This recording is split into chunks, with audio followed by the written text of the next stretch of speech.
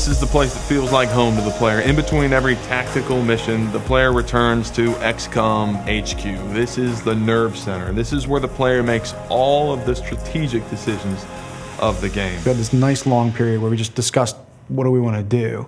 And when we started talking about the base, we would always refer to it as the ant farm, I think, and Jake would talk about it in terms like, you know, want to be like a diorama. And so I was going more along the diorama path where we were trying to make it a little more horizontal, a little bit more like a level. And we explored a bunch of different options with that, and it never really worked. And then one day, my lead tech artist and my lead character artist came in and they said, what if we actually did make this an ant farm? Let's mock something up and show me what what you think we're talking about. And so they put something together pretty quickly. Jake and I walked in there and took a look at it, and as soon as we saw it, it was like, that's really cool. The idea was to take this base and make it feel like a living diorama where the player felt the soldiers that he interacted with had a home. On top of that, the player customizes the base. It's not a static experience. The player chooses how to excavate the earth beneath the base and add new facilities, and those facilities have big impacts on gameplay. Mission control is really important because that's where the geoscape is, and that's the heart and soul of the game. That image of Earth hanging as a jewel in the universe, it's very iconic because that's what the player's protecting. In a lot of ways, that's the character of XCOM. The entire base was sort of designed around the geoscape. So we started with the globe, and then from there, everything kind of spoked out. You start out with the hub, or the ant farm. It's a really cool base that the player has complete control over. You have these static rooms that you start with. We mentioned mission control.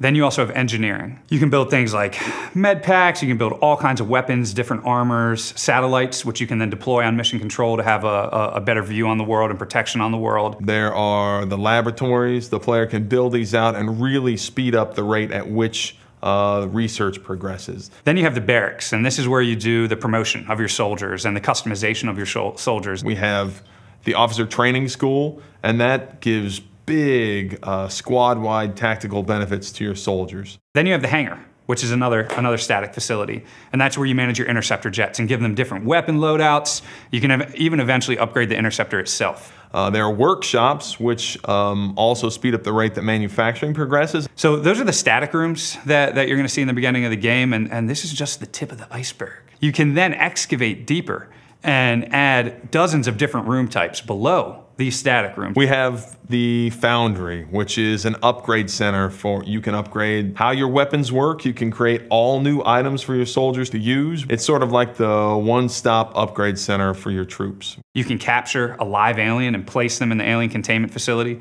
and see them sort of just pissed off in the containment facility. You can see a muton banging on the glass, or a sectoid trying to somehow mind merge his way out of the containment facility. All of these facilities have adjacency bonuses, as we call them.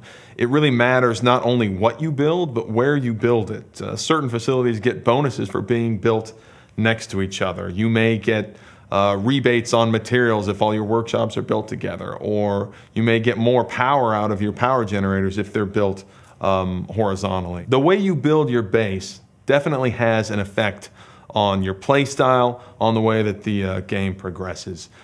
If you really want to research items quickly, if you have a lot of things exposed in the tech tree and you want to study all these different artifacts, you may want to build a lot of laboratories. When you defeat aliens, you're going to bring back resources to your base, right, from the mission. So then you can bring these resources to the scientists in the science lab. Science labs is the first room that players will probably learn about. They can bring these resources that they got on the battlefield, might not know exactly what they are, but this is sort of where the magic of the tech tree unfolds, and you can start researching these different things from combat. Eventually, as you research them, you'll then be able to build these items in engineering. At the same time, if you want to build a lot of new armors, a lot of new weapons for your troops, if you want to outfit your soldiers, you may want to focus on workshops. It's always this trade-off. Those who really want to excel tactically, you're going to want the officer training school immediately. But when you spend money there, you're not spending money in the Foundry to upgrade the different vehicles, the different weapons and armor. And in true XCOM fashion, you're not going to build every one of these things. You simply can't. So you sort of have to focus and specialize, and you're never going to have enough money or enough manpower or enough power or enough space to build all these facilities at once. So every time you play, it's sort of this different mix of facilities, and that can change the way the game progresses.